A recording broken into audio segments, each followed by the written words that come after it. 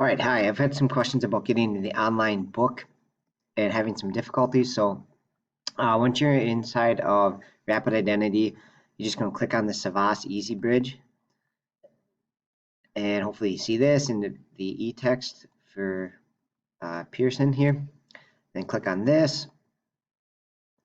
All right, and then you get something about Flash. And so what happens here is if you hit this Get Flash and it still doesn't work, you'll see the little like pop-up blocked thing, and it's a little puzzle piece right where my cursor is. And so mine is working currently, so I don't get this error, but I'm guessing you're seeing this error with this little puzzle piece. And so click on the puzzle piece and then choose like settings.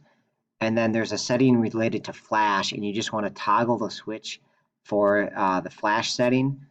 All right, and then once you change that setting once, it should work. All right, and so once you change the setting, you can come back to this page, hit Get Flash, hit Allow, and then it'll open up the book.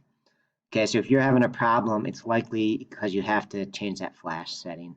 And sorry, I can't completely demo the error here, but hopefully this video helps. And if it still doesn't work, reach out to me again, and we'll figure out something. All right, thanks for watching.